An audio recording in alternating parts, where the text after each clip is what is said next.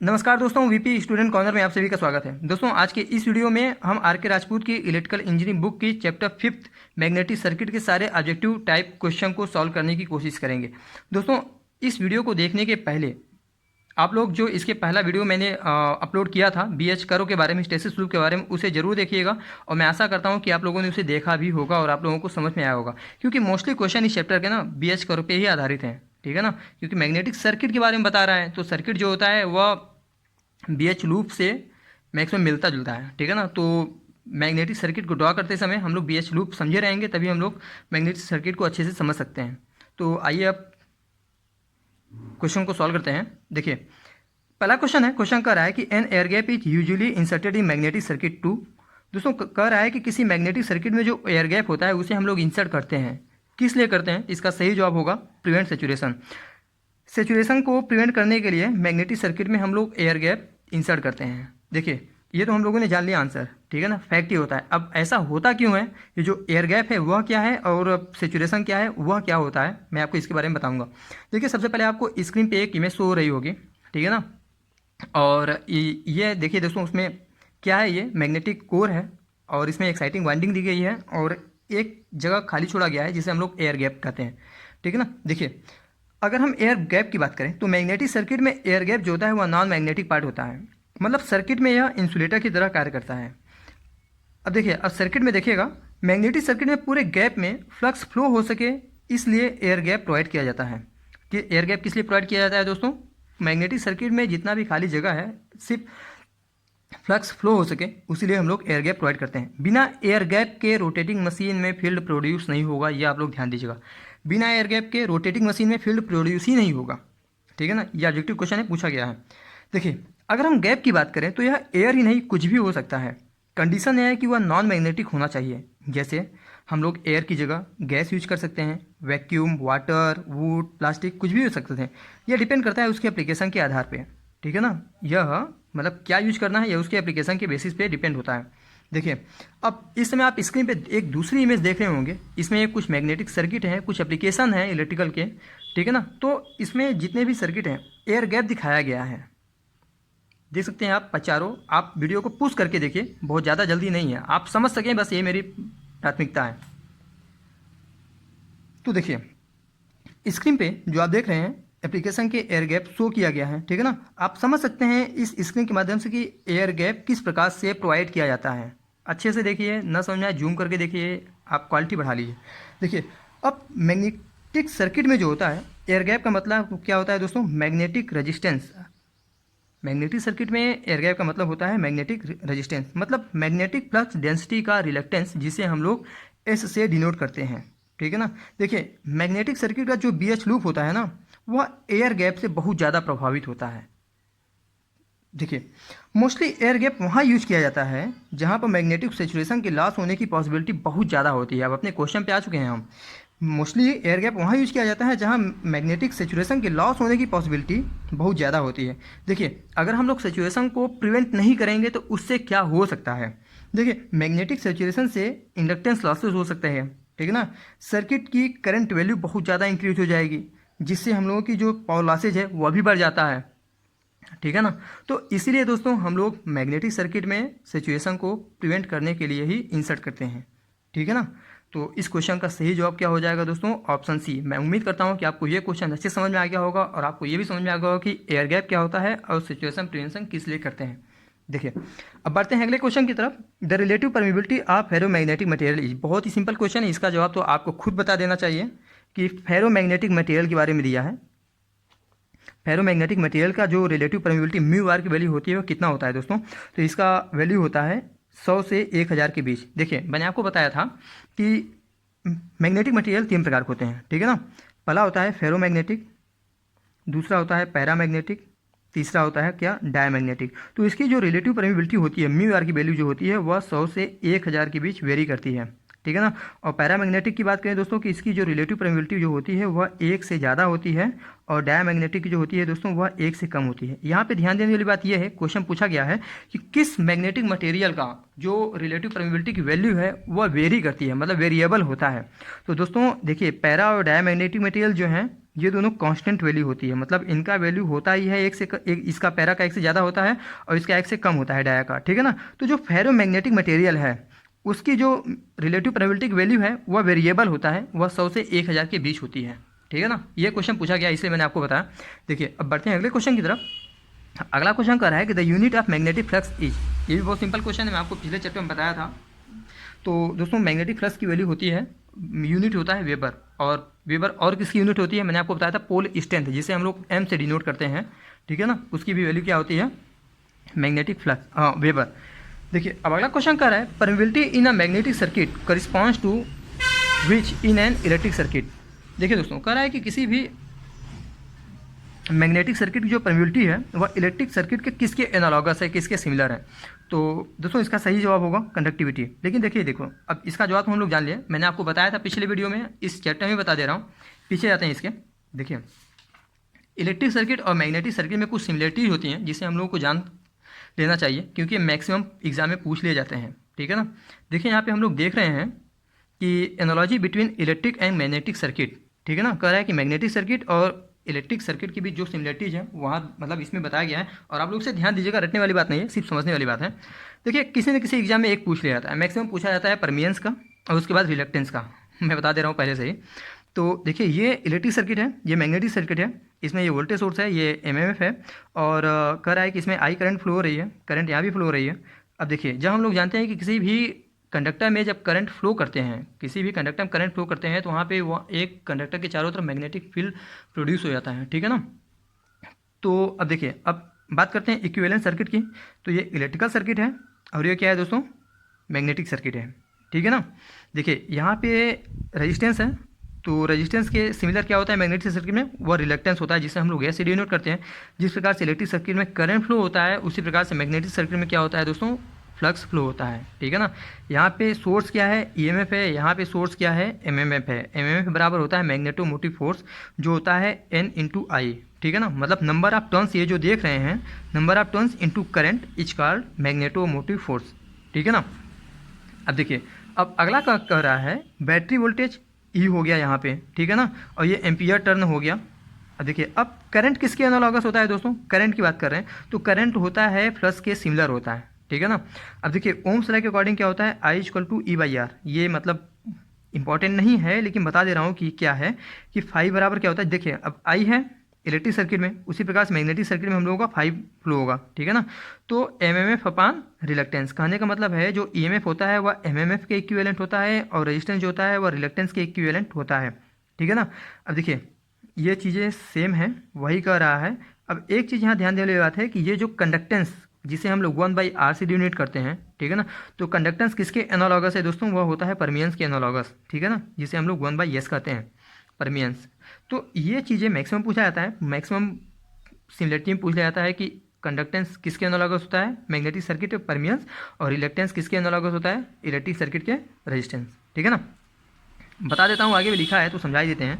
Electric field intensity क्या होता है, ई अपान एल वोल्ट पर मीटर। उसी प्रकार से मैग्नेटिक फील्ड इंटेंसिटी जिसे हम लोग एच से डिनोट करते हैं वह होता है एन आई अपान एल एम्पियर टर्न पर मीटर। देखिए दोस्तों अब अगला क्वेश्चन आता है, मतलब अगला पॉइंट आता है करंट डेंसिटी। करंट डेंसिटी जे बराबर क्या होता है दोस्तों, करंट पर यूनिट एरिया, जिसे हम लोग जे से डिनोट करते हैं। जे बराबर क्या होता है, करंट पर यूनिट एरिया, इसलिए इसका यूनिट क्या हुआ, एम्पियर पर मीटर स्क्वायर। उसी प्रकार से फ्लक्स डेंसिटी जिसे हम लोग बी से डिनोट करते हैं उसकी यूनिट होती है वेबर पर मीटर स्क्वायर, या इसी को हम लोग टेस्ला कहते हैं, ठीक है ना। यह होता है बी इक्वल टू 5/a। कहने का मतलब यह है कि flux density is equal to flux per unit area, ठीक है ना। तो बस यही समझाना था। और क्योंकि इस पे जो इसमें क्वेश्चन दिया है ना, मैक्सिमम इसे से घुमा फिरा कर 3-4 क्वेश्चन दे दिया है, तो आपको यह बताना जरूरी था। देखिए अब अगला क्वेश्चन है क्वेश्चन नंबर 5। कह रहा है दोस्तों कि point out the wrong statement. 4 option दिए हैं और कह रहा है कि उसमें कौन सा कथन गलत है।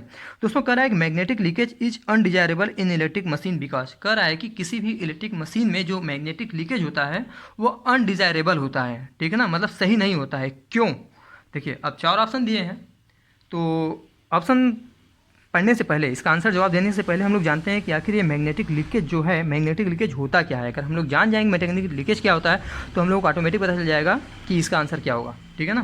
तो दोस्तों देखिए आपके स्क्रीन पे एक इमेज शो हो रही होगी, ठीक है ना। उसमें अच्छे से बताया गया है कि आप लोग इसके लिए मैग्नेटिक जो लीकेज है उसे समझ सकते हैं, मैग्नेटिक फ्रिंगिंग क्या होती है उसे समझ सकते हैं, ठीक है ना। देखिए ये जो कोर दिख रहा है ना वह एक सोलेनाइड का कोर है और उसमें आई करंट फ्लो हो रही है, ठीक है ना। तो अब देखिए वही फिगर मैंने यहाँ ड्रा करने की कोशिश किया हुआ है तो ताकि समझाने के लिए आपको। अब देखिए इसमें होता क्या है कि ये कोर है, ठीक है ना, इसमें आई करंट फ्लो हो रही है, क्या आई करंट फ्लो हो रही है। और यहाँ पे दोस्तों एक मैंने फिगर बना दिया है, लेकिन यहाँ पे ध्यान दीजिएगा ये एयर गैप है यहाँ पे, ठीक है ना, मतलब ये चीज़ें यहाँ पे नहीं है, ये एयर गैप है, ठीक है ना। आप इसे जस्ट इमेजिन कि यहाँ पे नहीं है, इस फिगर में आराम से दिख जाएगा आपको। तो देखिए यहाँ पे क्या है, एयर गैप। अब देखिए क्या कह रहा है कि अब इसमें से क्या होगा, फ्लक्स फ्लो होगा अपने एक पर्टिकुलर पाथ में। क्या हो रहा है, यहाँ पे फ्लक्स फ्लो हो रहा है, ठीक है ना। अब देखिए मैग्नेटिक लीकेज होता क्या है, ये कोर है आपका और ये आपका एयर गैप है, इन दोनों के बीच जो ये है ये एयर गैप है। देखिए बात करते हैं दोस्तों सबसे पहले मैग्नेटिक लीकेज की। तो मैग्नेटिक लीकेज होता क्या है, अगर किसी मैग्नेटिक सर्किट में फ्लक्स जो फ्लो हो रहा है यदि पर्टिकुलर पाथ से फ्लो नहीं हो रहा है तो उसे हम लोग मैग्नेटिक फ्लक्स लीकेज फ्लक्स कहते हैं, ठीक है ना। देखिए जैसे ये फ्लक्स है एक पर्टिकुलर पाथ में फ्लो हो रहा है तो कोई दिक्कत नहीं, लेकिन अगर यही फ्लक्स अगर अपने पर्टिकुलर पाथ से डिस्टर्ब होकर कहीं दूसरे जगह से फ्लो हो रहा है तो उसे ही हम लोग मैग्नेटिक लीकेज फ्लक्स कहते हैं। कहने का मतलब ये है कि दोस्तों अगर ये यहाँ पे इस तरीके से फ्लो होने लगे, ठीक है ना, तो ये जो फ्लक्स है बाय द वे अगर यहाँ से फ्लो होने लगे, आप लोग इमेज में देख लीजिएगा, इमेज में बहुत आसानी समझ में आ जाएगा, इसमें तो थोड़ा बहुत मैं गंदा बना दिया, ठीक है ना। तो वही क्या है दोस्तों, इसे ही हम लोग ये जो है बन रहा है ना इसे ही हम लोग लीकेज फ्लक्स बोलते हैं, ठीक है ना। अब देखिए जब किसी सोलेनाइड के थ्रू एयर करंट पास करते हैं, मतलब ये जो कोर है ना, जब किसी सोलेनाइड के थ्रू हम लोग करंट पास करते हैं तो मैग्नेटिक फ्लक्स प्रोड्यूस होता है, ये हो गया जो मैंने आपको पहले बता दिया था। अब इस कोर में ज़्यादा से ज़्यादा फ्लक्स एयर गैप के थ्रू अपने पर्टिकुलर पाथ में फ्लो हो रही है। जो फ्लक्स है दोस्तों देखिए मैक्सिमम फ्लक्स क्या हो रही है, इस एयर गैप जो है यहाँ पे एयर गैप के माध्यम से फ्लो हो रही है, ठीक है ना, जिसे मैग्नेटिक सर्किट में यूटिलाइज किया जाता है, ठीक है ना। अब इसी फ्लक्स को ही जो हम लोगों का फ्लक्स मैग्नेटिक सर्किट में यूटिलाइज किया जा रहा है उसे ही हम लोग यूजफुल फ्लक्स कहते हैं, जिसे हम लोग फाई से डिनोट करते हैं, फाई यू से डिनोट करते हैं। फाई यू क्या है दोस्तों, यूजफुल फ्लक्स, ठीक है ना। तो अब देखिए दोस्तों यू हो गया कॉन्सेप्ट हम लोगों का यूजफुल फ्लक्स के बारे में, ठीक है ना। लेकिन प्रैक्टिकल लाइफ में ऐसा बिल्कुल भी नहीं होता है कि जो भी फ्लक्स बह रहा हो वह एकदम अपने पर्टिकुलर पाथ को फॉलो ही करें, ठीक है ना। प्रैक्टिकल लाइफ में ऐसा बिल्कुल नहीं होता है, फ्लक्स हमेशा पर्टिकुलर पाथ से कुछ ना कुछ डैमेज हो जाता है, मतलब अपने पाथ को फॉलो नहीं करता है, ठीक है ना, और वह लीकेज फ्लक्स के रूप में कहलाता है। तो लीकेज फ्लक्स को दोस्तों हम लोग डिनोट करते हैं फाई एल से, किससे, फाई एल से, ठीक है ना। तो इस प्रकार जो किसी मैग्नेटिक सर्किट में टोटल फ्लक्स जो होता है उसे हम लोग फाई टी से डिनोट करते हैं या कभी कभी सिर्फ फाई ही बोलते हैं। तो फाई इक्वल टू हो जाता है दोस्तों useful flux plus leakage flux, इसी को हम लोग कहते हैं कि total flux of magnetic circuit, ठीक है ना। ये क्वेश्चन छोटे मोटे एग्जाम में पूछ लिया जाता है और पूछा भी है कि टोटल फ्लक्स मैग्नेटिक सर्किट में किसके इक्विवेलेंट होता है, तो मतलब कुछ नहीं दिया है, सिंबल का ही फेर होता है, कभी मतलब यहाँ पे प्लस दे देगा, माइनस दे देगा, या फिर मल्टीप्लाई दे देगा, या फिर डिवाइड कर देगा, ठीक है ना। तो ये आप लोग ध्यान दीजिएगा। अब उसके बाद होता है दोस्तों ये जो यूजफुल फ्लक्स और लीकेज फ्लक्स ये जो दोनों हैं तो इनके रेशियो को हम लोग कहते हैं लीकेज कोफिशिएंट। एक वर्ड आता है लीकेज कोफिशिएंट, ये क्वेश्चन PGCIL में एक बार पूछा गया था। लीकेज कोफिशिएंट लेमडा, जिसे हम लोग लेमडा से डिनोट करते हैं, तो होता है यह लीकेज फ्लक्स और यूजफुल फ्लक्स का जो रेशियो होता है उसे हम लोग लीकेज कोफिशिएंट कहते हैं। ये इंपॉर्टेंट है, आप लोग ध्यान दीजिएगा, ठीक है ना। अब देखिए अब हम लोगों का हो गया मैग्नेटिक लीकेज फ्लक्स के बारे में। अब बात करते हैं मैग्नेटिक फ्रिंगिंग के बारे में, ये आपको यहाँ बताया गया है। अब मैग्नेटिक फ्रिंगिंग क्या होती है दोस्तों, देखिए जब यूजफुल फ्लक्स एयर गैप में सेटअप हो जाता है, ये वाला जब यूजफुल फ्लक्स एयर गैप में सेटअप हो जाता है तो यह बाहर की ओर आने की कोशिश करता है, यहाँ से, ठीक है ना, जैसे कि ये फ्लक्स जो है ये यहाँ पे बाहर की ओर आने की कोशिश करता है, माना इसे हम लोगों ने बी मान लिया, इसे बी डैश मान लिया, किनारे की ओर आने की कोशिश करता है। तो एक बात ध्यान दीजिएगा, यहाँ पे जो फ्रिंगिंग वर्ड है ना, फ्रिंगिंग वर्ड का मतलब ही होता है किनारे की तरफ। क्या होता है दोस्तों? किनारे की तरफ, मतलब उभरा हुआ। तो अब जब ये बाहर की ओर आने की कोशिश करेगा, ये जो फ्लक्स है, तो इससे क्या होगा दोस्तों, ये एक उभरे हुए निशान की तरह नजर आएगा, ठीक है ना, मतलब उभरा हुआ नजर आएगा। तो इसे ही हम लोग कहते हैं फ्रिंगिंग फ्लक्स। एयर गैप के इसी उभरे हुए एरिया को, ये पूरा एयर गैप है ना हम लोग को, तो एयर गैप के इसी उभरे हुए एरिया को हम लोग फ्रिंगिंग कहते हैं। फ्रिंगिंग की वजह से एयर गैप का एरिया बड़ा हो जाता है। देखिए पहले यहाँ तक था, तो अब जो एयर गैप का जो एरिया है वह बढ़ गया, ठीक है ना। तो दोस्तों यहाँ पे एक बात ध्यान देने वाली बात है, देखिए फ्रिंगिंग की वजह से जो हम लोगों का एयर गैप का एरिया है वो हम लोगों का कुछ बढ़ जाता है। अब चूंकि एयर गैप का एरिया बढ़ जाएगा तो फ्लक्स डेंसिटी के ऊपर हम लोगों को क्या प्रभाव पड़ेगा, तो फ्लक्स डेंसिटी हम लोगों की घट जाएगी। अब कैसे घटेगी? क्योंकि हम लोग जानते हैं कि flux density is equal to क्या होता है, फ्लक्स पर यूनिट एरिया। कहने का मतलब है कि देखिए फ्लक्स जो है वह एरिया के इन्वर्सली प्रोपोर्शनल होता है। अगर एरिया हम लोगों का बढ़ेगा तो फ्लक्स डेंसिटी ऑटोमेटिक क्या हो जाएगी दोस्तों, घट जाएगी। तो ये क्वेश्चन भी पूछा गया है कि किसी मैग्नेटिक सर्किट में एरिया के बढ़ने से फ्लक्स डेंसिटी के ऊपर क्या प्रभाव पड़ता है, तो फ्लक्स डेंसिटी उसकी घट जाती है। और दोस्तों अब देखिए यहाँ पे एक बात और ध्यान देना है कि जो फ्रिंगिंग होती है ना, वह लेंथ ऑफ एयर गैप के डायरेक्टली प्रोपोर्शनल होता है। क्या होता है? लेंथ ऑफ एयर गैप के डायरेक्टली प्रोपोर्शनल होता है। तो इस प्रकार हम कह सकते हैं कि जब हम लोगों की लेंथ बढ़ेगी मैग्नेटिक, ठीक है ना, सर्किट की, तो फ्रिंगिंग इफेक्ट भी क्या हो जाएगा दोस्तों, बढ़ जाएगा। तो यहाँ पे ये 3-4 पॉइंट जो था आप लोग उसे ध्यान दीजिएगा, बहुत इंपॉर्टेंट था इसलिए मैंने बताया। अब आते हैं क्वेश्चन की तरफ। क्वेश्चन में कह रहा है कि magnetic leakage is undesirable in electric machine because, कह रहा है दोस्तों किसी भी मशीन में जो मैग्नेटिक लीकेज है वह अनडिजायरेबल होता है। क्यों? अब हम लोग समझ गए होंगे, क्योंकि यह प्रोड्यूसर मैग्नेटिक, ठीक है ना। कौन सा स्टेटमेंट गलत है? गलत वाला स्टेटमेंट हम लोगों को छांटने के लिए कह रहा है, तो आप लोग इसे ध्यान दीजिएगा। देखिए मैग्नेटिक लीकेज जो होता है फ्रिंगिंग को प्रोड्यूस करता है, ये भी सही है। लीस्ट देयर इंक्रीज्ड वेट, ये भी सही है दोस्तों। और देखिए अब लीकेज की वजह से हम लोगों का जो मैन्युफैक्चरिंग कास्ट है वह बढ़ जाती है, ठीक है ना। और अगला ऑप्शन है कि लोअर्स देयर पावर एफिशिएंसी, दोस्तों ये स्टेटमेंट गलत है, ठीक है ना। वह पावर एफिशिएंसी को लोअर की वैल्यू, पावर एफिशिएंसी की वैल्यू लो नहीं करती है। तो इसका सही जवाब क्या हो जाएगा, ऑप्शन ए, ठीक है ना। बढ़ते हैं अगले क्वेश्चन की तरफ। अगला क्वेश्चन दोस्तों कह रहा है relative permeability of vacuum is, इसका जवाब तो आपको ही बता देना चाहिए, बहुत सिंपल है। क्या होगा बताइए? एक, ठीक है ना। तो रिलेटिव परमिबिलिटी ऑफ वैक्यूम, चाहे वैक्यूम हो या फिर एयर हो, और इनकी जो रिलेटिव परमिबिलिटी मतलब म्यू की जो वैल्यू होती है दोस्तों, वह 1 से क्या होती है, इनकी वैल्यू 1 होती है, ठीक है ना। तो अगला क्वेश्चन है दोस्तों, कह रहा है कि the magnetising force H and magnetising flux density B are connected by the relation. दोस्तों देखिए हमने आपको बताया था, अभी इसी रिलेशनशिप में आपको बताया था, जो इसके क्वेश्चन नंबर 5 में आपको बता रहा था कि B, देखिए यहाँ पे B है, ठीक है ना। अब B और H के बारे में पूछ रहा है, रिलेशनशिप क्या होता है, मैं आपको यही बता देता हूँ कि देखिए मैंने आपको बताया था B इज इक्वल टू क्या होता है, म्यू इंटू H, ठीक है ना। तो ये तो इसका सही जवाब होगा ऑप्शन बी। लेकिन एक क्वेश्चन और पूछ लिया था, देखिए सबसे पहले आपको यहाँ एक बार हम ले जाना चाहेंगे कि यहाँ पे हमने क्या बताया कि फ्रिंगिंग की वजह से दोस्तों क्या होता है, फ्रिंगिंग की वजह से हम लोगों का एयर गैप जो होता है, एयर गैप का एरिया जो होता है वो बढ़ जाता है, ठीक है ना। एयर गैप का एरिया बढ़ जाता है। अगर हम लोगों का एयर गैप एरिया बढ़ जाता है तो उससे क्या होगा, जो हम लोगों की फ्लक्स डेंसिटी बी है वह घट जाती है, ठीक है ना। ये तो हो गया पहला पॉइंट। अब दूसरे पॉइंट में मैंने बताया था कि जो फ्रिंगिंग की वजह से जो लेंथ है एयर गैप का वह भी बढ़ जाता है, ठीक है ना। तो अगर एयर गैप की लेंथ बढ़ गई मतलब एयर गैप का जो एरिया है वह भी बढ़ गया, ठीक है ना। तो अब क्या होगा दोस्तों, अब एयर गैप का एरिया बढ़ गया तो फ्लक्स डेंसिटी घट गई। मैं वही चीज़ बता रहा हूँ, बस ये बताने के लिए कि जो लेंथ के बढ़ने से जो होता है वह फ्लक्स डेंसिटी घट जाएगी, बस ये बताने की कोशिश कर रहा हूँ। क्योंकि ये क्वेश्चन एसएससी में कई बार पूछा जा चुका है और छोटे मोटे एग्जाम में भी कई बार पूछा जा चुका है। तो देखिए अब यहाँ पे एक क्वेश्चन पे आते हैं, क्वेश्चन नंबर 5.7 कि बी और एच के भी जो रिलेशनशिप होता है वो होता है दोस्तों B equal to mu by H, ठीक है ना। तो या तो आप लोग, अब देखिए अब एक क्वेश्चन और पूछा गया था कि अगर हम लोग लेंथ को इंक्रीज करते हैं, ठीक है ना, तो हमारे फ्लक्स डेंसिटी पे क्या इफेक्ट पड़ेगा। तो आप लोग इससे भी जान सकते हैं कि लेंथ के इंक्रीज करने पर हम लोग फ्लक्स डेंसिटी घटेगी।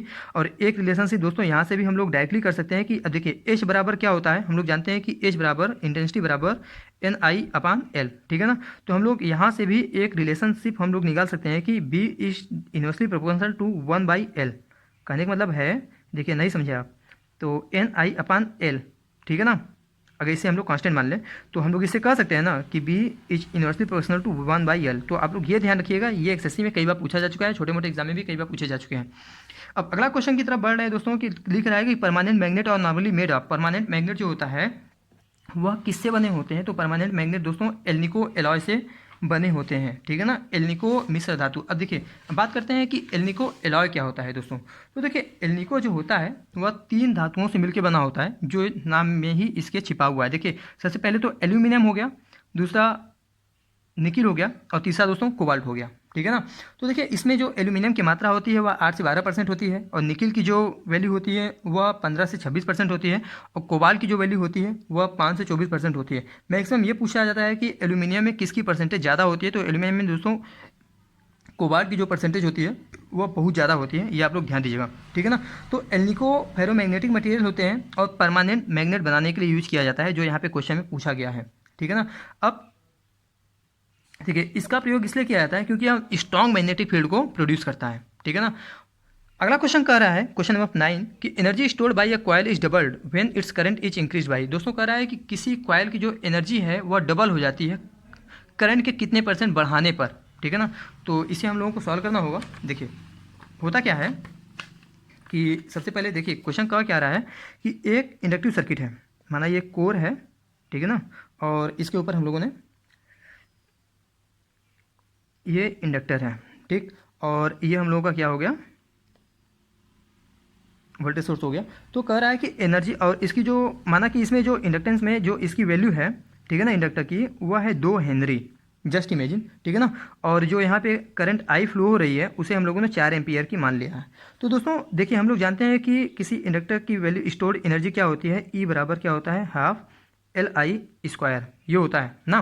तो देखिए अब केस 1 कह रहा है कि अगर हम क्वेश्चन के अकॉर्डिंग चलें तो माना इसे हम पहला केस मान लेते हैं, ठीक है ना। तो E बराबर क्या कर रहा है दोस्तों, हाफ, अब L क्या कर रहा है, L बराबर कितनी है, 2, ठीक है ना। अब I की वैल्यू कितनी है, 4, स्क्वायर दिया है तो हम लोग स्क्वायर कर लेंगे, तो इसे काट लेंगे तो कितना बचेगा, 16 जूल, ठीक है ना। इसकी वैल्यू आ जाएगी E1 की। देखिए अब कह रहा है कि एनर्जी को डबल करने पर, ठीक है ना, तो इसे हम मान लेते हैं केस 2। एनर्जी को डबल करने पे क्या होता है कि E बराबर क्या हो जाएगा, E2 बराबर 32 जूल, इसे हम डबल कर लेंगे। तो अब इसकी वैल्यू को हम लोग उसी वैल्यू में फार्मूले में पुट कर लेते हैं कि हाँ 2 L की वैल्यू, अब I की वैल्यू पूछा है कि कितना बढ़ाएंगे कि 32 जूल हो जाए, ठीक है ना। इसीलिए हम लोग यहाँ पे इसे ऐसे कर देते हैं, इसे 32 जूल रख लेते हैं, इसे काट देंगे तो हम लोगों की वैल्यू आएगी दोस्तों √ एम्पियर, ठीक है ना, 32 एम्पियर। अब देखिए अब क्वेश्चन में कह रहा है कि देखिए जब करंट हमारा 4 एम्पियर का था, ठीक है ना, तो हमें कितना एनर्जी मिल रही थी, 100%, ठीक है ना। जब हमारा करंट 4 एम्पियर का था तो हमें एनर्जी 100% मिल रही थी। अब अगर करंट 1 एम्पियर का था है तो हम लोगों को एनर्जी कितनी मिलेगी दोस्तों, 100/4%, मतलब इसे हम लोग कह सकते हैं कि 25%, ठीक है ना। अब हम लोगों की करंट वैल्यू कितनी है दोस्तों, 32 है ना, तो √32 एम्पियर की करंट है, तो हम लोगों की एनर्जी कितनी मिलेगी यहाँ पे, तो कुछ नहीं करेंगे, नॉर्मली मल्टीप्लिकेशन कर लेंगे, तो 25% इंटू √32, तो इसकी जो वैल्यू आएगी वह आएगी 41.4 क्या है, एम्पियर, ठीक है ना दोस्तों। तो बस यही हम लोगों को परसेंट आएगी, इसकी वैल्यू ज्ञात करना था। बढ़ते हैं अगले क्वेश्चन की तरफ। दोस्तों अगला क्वेश्चन कर रहा है कि those magnetic material are best suited for making armature and transformer cores which है। दोस्तों कह रहा है कि आर्मेचर और ट्रांसफार्मर को बनाने के लिए हमें किस प्रकार के मैग्नेटिक मटेरियल की यूज करनी चाहिए। कहने का मतलब है कि उनकी परमिबिलिटी और हिस्टेरेसिस लॉस की वैल्यू जो है क्या होनी चाहिए। तो देखिए सबसे पहले हम जानते हैं कि परमिबिलिटी जिनके बारे में पूछा है, परमिबिलिटी क्या होती है और हिस्टेरेसिस लॉस क्या होता है।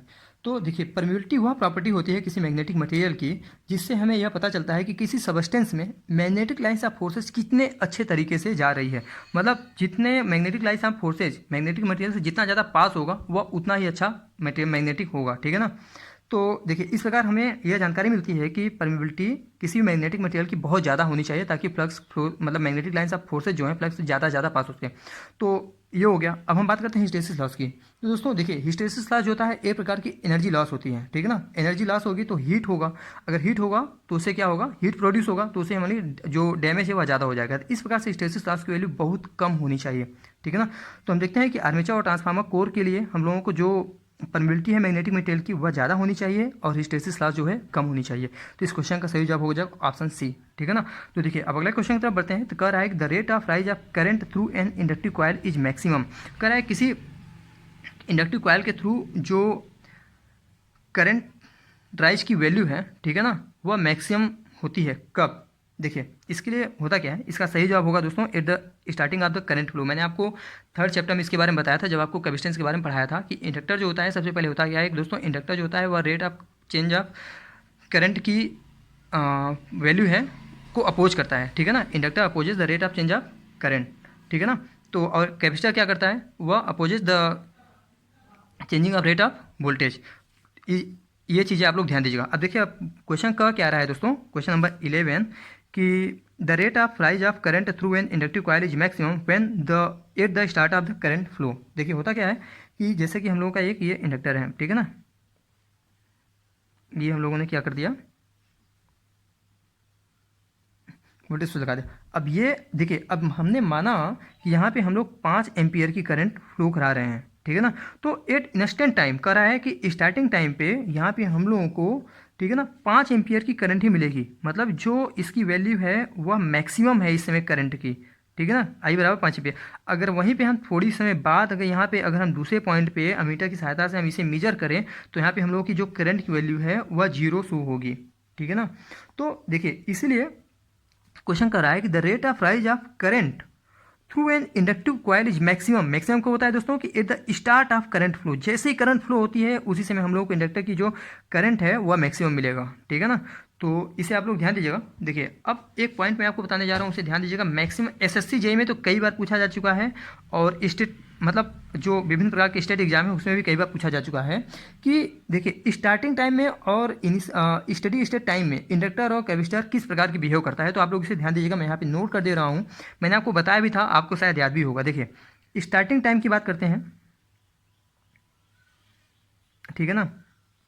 स्टार्टिंग टाइम की बात करते हैं, कहने का मतलब है t बराबर 0, इनिशियल टाइम इसे बोलते हैं। तो जो होता है दोस्तों हम लोगों का जो इंडक्टर होता है, इंडक्टर उस समय ओपन सर्किट की तरह बिहेव करता है और कैपेसिटर जो होता है उस समय हम लोगों का शॉर्ट सर्किट की तरह बिहेव करता है। क्या करता है, शॉर्ट सर्किट की तरह, ठीक है ना।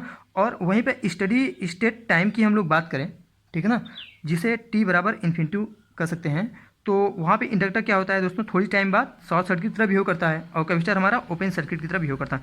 तो ये चीज़ें आप लोग ध्यान दीजिएगा, बहुत ही इंपॉर्टेंट चीज़ है, ये बहुत इंपॉर्टेंट है। मुझे आशा है कि ये इस बार एग्जाम में जरूर पूछा जाएगा, एक क्वेश्चन घुमा फिरा कर पूछ लिया जाता है, ठीक है ना। देखिए अब अगला क्वेश्चन कर रहा है, question number 12, when both the inductance and resistance of a coil are double the value of time constant what. कह रहा है दोस्तों कि एक आरएल सर्किट है, ठीक है ना, आरएल सर्किट है और कह रहा है कि उसमें रेजिस्टेंस और इंडक्टेंस की वैल्यू को डबल किया जाता है तो हमारा टाइम कांस्टेंट के ऊपर क्या प्रभाव पड़ेगा। देखिए दोस्तों होता क्या है इसमें, सबसे पहले हम एक सर्किट ड्रॉ करते थे, आरएल सर्किट। तो आरएल सर्किट की जो टाइम कांस्टेंट होती है जिसे हम लोग टाउ से डिनोट करते हैं, ठीक है ना दोस्तों, तो वह होता है टाउ इक्वल टू L/R, ठीक है ना। और वहीं पे अगर हम कैपेसिटिव सर्किट की बात करें, आरसी सर्किट की, देखिए ये आरसी सर्किट हो गई, तो दोस्तों इसका जो टाइम कांस्टेंट होता है वह होता है आर बराबर नहीं टाउ बराबर RC, ठीक है ना। मतलब ये जो है वही हो जाता है RL। तो देखिए ये बहुत इंपॉर्टेंट है, ये हमेशा एग्जाम में पूछ लिया जाता है, कभी कभी सिर्फ टाइम कांस्टेंट ही पूछ लिया जाता है, इसलिए आप ध्यान दीजिएगा। अब क्वेश्चन कर रहा है कि हम इंडक्टेंस और रेजिस्टेंस दोनों की वैल्यू इंक्रीज कर दें तो क्या होता है। देखो L/R है टाइम कांस्टेंट, ठीक है ना, टाइम कांस्टेंट। अब उसके बाद हम कह रहे हैं कि इसे 2L और इसे 2R कर देते हैं, तो दोस्तों क्या हो जाएगा, दोनों की वैल्यू देख सकते हैं आप कि यहाँ पे सेम ही है, ठीक है ना। तो अगर दोनों की वैल्यू हम लोग बढ़ा देते हैं आरएल सर्किट में तो हम लोगों का टाइम कांस्टेंट के ऊपर कोई भी प्रभाव नहीं पड़ेगा। इस प्रकार से इस क्वेश्चन का सही जवाब होगा टाइम कांस्टेंट रिमेन्स अनचेंज्ड। अगर आप लोगों को जानकारी होगी तो आप लोग अपने से निकाल लेंगे, वैल्यू याद करने की जरूरत नहीं है, ठीक है ना। देखिए अब अगला क्वेश्चन कर रहा है, question number 13, the initial rate of rise of current through a coil of inductance 10 Henry. कह रहा है कि एक इंडक्टिव कॉइल है, ठीक है ना, उसमें जो इंडक्टेंस की वैल्यू जो है वह 10 हेनरी है, तो उसमें करंट जो राइज हो रहा है उसका इनिशियल रेट क्या है। सप्लाई वोल्टेज की वैल्यू दोस्तों दिया है 200 वोल्ट, ठीक है ना। देखिए होता क्या है कि हम जानते हैं कुछ भी नहीं है, बस ध्यान देने की जो बात है, कोई भी एग्जाम टफ नहीं होता है। तो सबसे पहले हम लोगों ने एक सर्किट बना लिया, ठीक है ना, जो जो क्वेश्चन में कह रहा है बस उसी को हम लोगों ने उतार दिया। वोल्टेज बराबर कितना दिया है दोस्तों 200 वोल्ट, और इंडक्टेंस की वैल्यू कितना दिया है 10 हेनरी, ठीक है ना। अब इसमें देखिए पूछ रहा है कि हम लोग जानते हैं कि V बराबर क्या होता है दोस्तों L di/dt, नॉर्मली फार्मूला है, हम लोगों ने पीछे पढ़ा भी है। तो यही कह रहा है कि rate of change of current कितनी है, ठीक है ना, इन दोनों की वैल्यू दी है, तो इससे हम लोग निकाल सकते हैं कि di/dt इक्वल टू क्या है V/L हो जाएगा। तो V की वैल्यू कितना दिया है 200 और L की वैल्यू कितना दिया है 10, तो इसकी वैल्यू क्या हो जाएगी दोस्तों 20 एम्पियर पर सेकेंड। तो इसका सही जवाब क्या हो जाएगा दोस्तों ऑप्शन बी, ठीक है ना। दोस्तों अगर आपने अभी तक चैनल को सब्सक्राइब नहीं किया है तो बस इतना ही करना चाहूँगा कि आप चैनल को सब्सक्राइब कीजिएगा, लाइक कीजिएगा और कमेंट जरूर किया करो यार आप लोग, क्योंकि मुझे इससे लगता है कि आप लोग जो पढ़ रहे हो आपको समझ में आ रहा है कि नहीं आ रहा है। बाय द वे अगर कोई क्वेश्चन नहीं समझ में आ रहा है तो उसे आप लोग बताइए, मैं आपको वो प्रॉब्लम जो है उसे दूर करने की कोशिश करूँगा, ठीक है ना। लेकिन आप लोग कमेंट करेंगे तभी ना। और बस एक रिक्वेस्ट और करता हूँ कि ज़्यादा से ज़्यादा इस वीडियो को शेयर कीजिए, क्योंकि अभी चैनल नया है और पढ़ने का जो आप लोग तरीका देख ही रहे हैं क्या है। अगर आप लोगों को समझ में आ रहा हो तो अपने दोस्तों को बताइए, अपने दोस्तों को शेयर कीजिए, ताकि मुझे भी अच्छा लगे कि मैं जो पढ़ा रहा हूँ वो सही, उसकी जो मेहनत कर रहा हूँ वो सही रास्ते जा रहा है, ठीक है ना। तो देखिए अगला क्वेश्चन है, a material for good magnetic memory should है। दोस्तों इसका भी क्वेश्चन, इस क्वेश्चन का आंसर आप लोगों को भी दे देना चाहिए, तुरंत बोलना चाहिए कि इसकी जो रिटेंटिविटी बहुत ज़्यादा होनी चाहिए गुड मैग्नेटिक मेमोरी की, ठीक है ना। तो अब देखिए रिटेंटिविटी की बात है, मैं बता देता हूँ एक बार फिर से आपको रिवाइज करा देना चाहता हूँ कि रिटेंटिविटी क्या होती है। देखिए रिटेंटिविटी जो होती है किसी भी मैग्नेटिक मटेरियल की वह कैपेसिटी होती है जिसमें अगर हम लोग मैग्नेटाइजिंग फोर्स हटा लें तब भी वह उसमें बरकरार रहता है, ठीक है ना। कहने का मतलब capacity of an object to retain magnetism after the action of magnetising force is ceased, ठीक है ना। देखिए फेरोमैग्नेटिक मटेरियल की जो मैग्नेटिक मेमोरी क्या होती है बहुत ज़्यादा होती है, मतलब रिटेंटिविटी इसकी फेरोमैग्नेटिक की बहुत ज़्यादा होती है, और हम वही अगर डाई की बात करें तो एकदम से कम होती है, ठीक है ना। तो ये क्वेश्चन पूछा गया इसलिए मैंने आपको यहाँ पे बता दिया। अब अगले क्वेश्चन की तरफ बढ़ते हैं। तो अगला क्वेश्चन कर रहा है क्वेश्चन नंबर 15 कि कंडक्टिविटी इज एनालॉगस टू, इसका आंसर आप बताएंगे, हम नहीं बताएंगे। आगे बढ़ते हैं। मैंने टिक तो कर ही दिया है परमिबिलिटी, इसके पहले ही मैंने आपको बताया है, ठीक है। तो देखिए अब अगला क्वेश्चन है कि in a magnetic material hysteresis loss taken place primarily due to, किसी भी मैग्नेटिक मटेरियल में, ठीक है ना, जो हिस्टेरिसिस लॉस है वह प्राइमरी तौर पे ही किसके कारण होती है। तो दोस्तों यह होता है कि मैग्नेटिज्म के कारण। मैग्नेटिज्म अब किसके कारण होती है, किसी मैग्नेटिक मटेरियल में रिटेंटिविटी के कारण, ठीक है ना। क्योंकि देखिए रिटेंटिविटी क्या है, कैपेसिटी ऑफ मैग्नेटिज्म, ठीक ना, capacity of holding the magnetism. तो समझ सकते हैं कि इसका भी सही जवाब क्या होगा दोस्तों, इट हाई रिटेंटिविटी। मैंने आपको ये सब बता दिया है पिछले चैप्टर में जब मैंने पढ़ाया था, चैप्टर नंबर 4 में, इसीलिए मैं बहुत ज़्यादा एक्सप्लेन करने की जरूरत नहीं है, बहुत सिंपल क्वेश्चन है ये सब, लेकिन पूछे जाते हैं, इंपॉर्टेंट है। सिंपल जितना भी है, किसी छोटी चीज़ को कभी छोटा मत लीजिएगा। देखिए अब अगला क्वेश्चन है, बहुत इंपॉर्टेंट क्वेश्चन है, मार्क कर लीजिएगा। कह रहा है कि those materials are well suited for making permanent material which have, ये एकदम क्वेश्चन नंबर 10 की तरह है। अब क्वेश्चन नंबर 10 और 17 बहुत इंपॉर्टेंट है, हो सकता है मैं भी पूछ लिया जाए। दोस्तों क्वेश्चन कर रहा है कि वे मटेरियल कोई मैग्नेटिक मटेरियल है, ठीक है ना, तो परमानेंट मैग्नेट बनाने के लिए उसकी रिटेंटिविटी और कोइर्सिटिविटी क्या होनी चाहिए। तो दोस्तों आपको अगर रिटेंटिविटी की बात की है तो आपको ये तुरंत बोलना चाहिए बहुत ज़्यादा होनी चाहिए, ठीक है ना, हाई होनी चाहिए। और हम कोइर्सिटिविटी की बात करें तो दोस्तों ये भी परमानेंट मैग्नेट के लिए बहुत ज़्यादा होनी चाहिए। अब क्यों बात करते हैं, ये तो हो गया फैक्ट था कि होना चाहिए। अब क्यों होना चाहिए, देखिए रिटेंटिविटी इसलिए ज़्यादा होनी चाहिए क्योंकि इसकी जो मैग्नेटिज्म है ना वह ज़्यादा होनी चाहिए, मतलब स्ट्रांग होनी चाहिए, ठीक है ना। और कोइर्सिटी इस वजह से ज़्यादा होनी चाहिए ताकि इसकी जो मैग्नेटिज्म है वह मैग्नेटिक फील्ड के बाहर ना जा सके, वाइप आउट ना हो सके, ठीक है ना। तो इस प्रकार से रिटेंटिविटी और कोइर्सिटिविटी दोनों बहुत ज़्यादा होनी चाहिए परमानेंट मैग्नेट बनाने के लिए। अब बढ़ते हैं अगले क्वेश्चन की तरफ। अगला क्वेश्चन कह रहा है, क्वेश्चन नंबर 18 क्या कर रहा है देखते हैं कि the area if the area of hysteresis loop of a material is large. कह रहा है कि यदि किसी हिस्टेरिसिस लूप का जो एरिया है वह बड़ा है तो hysteresis loss in this material क्या होगा। तो इस मैग्नेटिक मटेरियल में हिस्टेरिसिस लॉस क्या होगा। देखिए मैंने आपको बताया था, इसीलिए मैंने आपको कहा है कि हिस्टेरिसिस लूप पहले आप लोग पढ़ लीजिएगा, ठीक है ना। देखिए ये क्या है, हम लोगों का BH कर्व है, ठीक है ना, बहुत सिंपल मैं समझा रहा हूँ। और ये हो गया मैग्नेटिक फील्ड इंटेंसिटी, इसे हम लोग मैग्नेटिक फील्ड फ्लक्स डेंसिटी कहते हैं, ठीक है ना। और ये हम लोग करंट धीरे धीरे जब इंक्रीज करते हैं तो हम लोगों का कुछ इस तरीके से हम लोगों का लूप बन जाता है, ठीक है ना। तो देखिए इसे माना हम लोगों ने वो पॉइंट। तो दोस्तों कह रहा है क्वेश्चन में कि ये जो एरिया है, जिसे हम लोग BH लूप कहते हैं, जिसे हिस्टेरिसिस लूप कहते हैं, ठीक है ना। हिस्टेरिसिस लूप अगर हम लोगों का बड़ा है, एरिया अगर इसका बड़ा है, तो हम लोग को लॉसेज के ऊपर क्या इफेक्ट पड़ेगा, ठीक है ना। तो जितना ज़्यादा एरिया होगा दोस्तों, जितना ज़्यादा एरिया होगा हम लोग की लॉसेज भी उतनी ही ज़्यादा होगी। मैंने आपको बताया था। देखिए अब इस वाले पोर्शन के अब इसे बात ही कर रहे हैं, तो देखिए इस वाले पोर्शन को हम लोग बताया था कि यार ये रेसिडुअल मैग्नेटिज्म है, ठीक है ना। यहाँ से यहाँ तक की वैल्यू, माना ये A है, ये B है, ये C है, ये D है, ये E है और ये F है। तो B से O की वैल्यू रेसिडुअल मैग्नेटिज्म कहलाती है।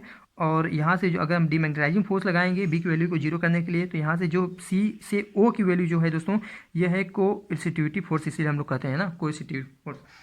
तो देखिए अब बढ़ते हैं, तो इस प्रकार इस क्वेश्चन का सही जवाब हो जाएगा ऑप्शन सी। अगले क्वेश्चन की तरफ बढ़ते हैं। कह रहा है दोस्तों hard steel is suitable for making permanent magnet because, कह रहा है कि परमानेंट मैग्नेट बनाने के लिए हम लोग हार्ड स्टील यूज करते हैं। हार्ड स्टील इसलिए यूज करते हैं कि क्योंकि इसका जो रेसिडुअल मैग्नेटिज्म होता है दोस्तों, वह बहुत ज़्यादा होता है। तो रेसिडुअल मैग्नेटिज्म क्या होता है, मतलब मैग्नेटिज्म, उसमें मैग्नेटाइजिंग फोर्स हटा लेने के बाद भी बरकरार रहती है, ठीक है ना।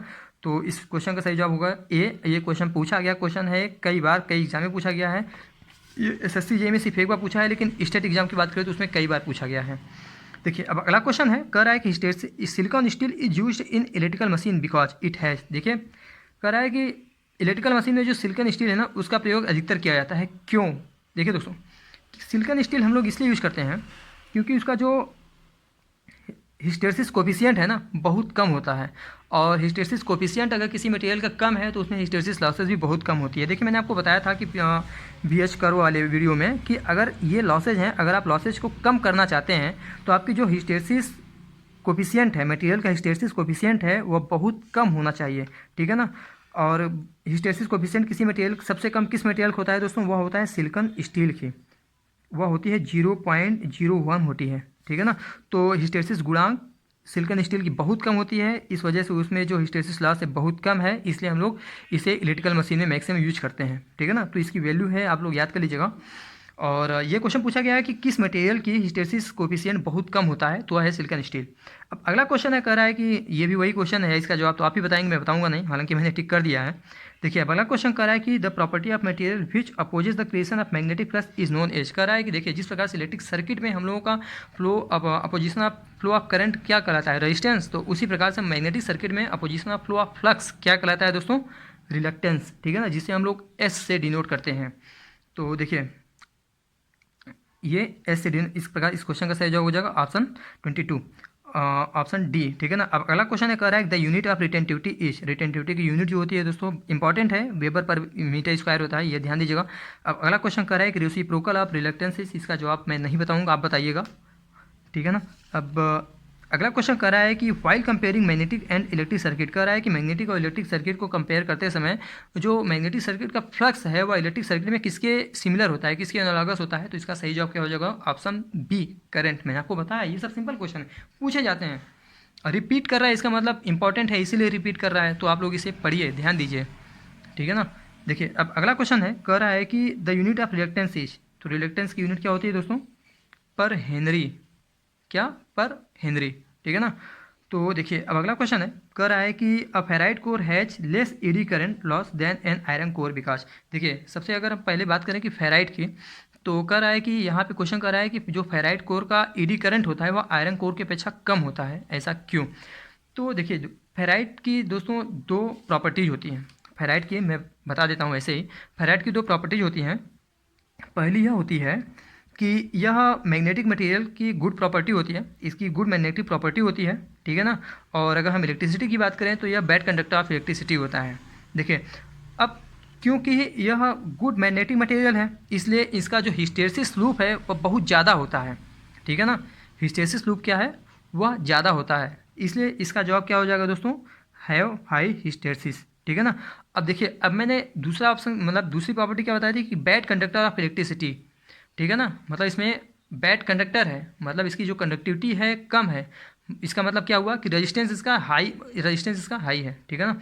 तो यहाँ पे हम लोग बात कर रहे हैं, अब रेजिस्टेंस हाई है तो यहाँ पे less eddy current losses, conductive कम है, ठीक है ना, तो इसी वजह इसकी ईडी करंट लॉसेज भी क्या होगी, कम होगी, मतलब IR² लॉसेज क्या होगा इसमें फेराइड में, कम होगा। इसलिए हम लोग इसका फेराइड का मैक्सिमम यूज करते हैं ट्रांसफार्मर के कोर बनाने में, ठीक है ना। तो देखिए अब इस क्वेश्चन का सही जवाब क्या हो जाएगा, ऑप्शन डी। अब अगला क्वेश्चन की तरफ बढ़ते हैं।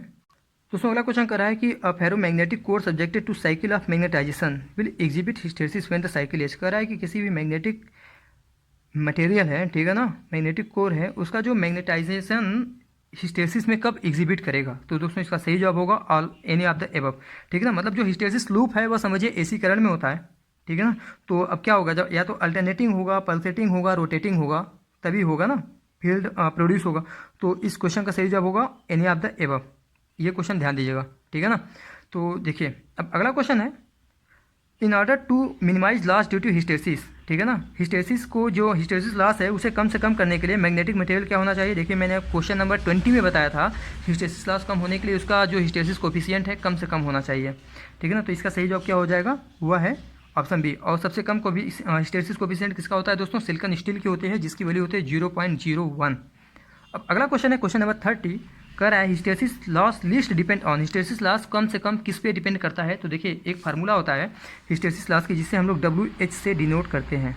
क्या होता है दोस्तों, KH, जिसे हम लोग स्टेनमेट्ज फार्मूला कोफिशिएंट भी कहते हैं, ठीक है ना, स्टेनमेट्ज गुणांक into flux density, maximum flux density to the power 1.6 into frequency into volume of the core, ठीक है ना। तो ये रिलेशनशिप आप लोग ध्यान दीजिएगा। अब देखिए हिस्टेरिसिस लॉस किस पे डिपेंड कर रहा है, इन 3 चीज़ों पर, ठीक है ना। टेम्परेचर पे नहीं, तो इस क्वेश्चन में टेम्परेचर है, तो इस वजह से इस क्वेश्चन का सही जवाब हो जाएगा ऑप्शन डी, कि जो हिस्टेरिसिस लॉस है वह एम्बिएंट टेम्परेचर पर डिपेंड नहीं करता है। देखिए अब अगला क्वेश्चन है कि laminated cores in electrical machine are use to reduce. Electrical machine में लिमिनेटेड कोर किस लिए यूज किए जाते हैं दोस्तों को, इसका सही जवाब हो जाएगा ईडी करंट लॉस। इसको हम पढ़ाएंगे आपको ट्रांसफार्मर के बारे में, जब ट्रांसफार्मर पढ़ाएंगे या मशीन पढ़ाएंगे।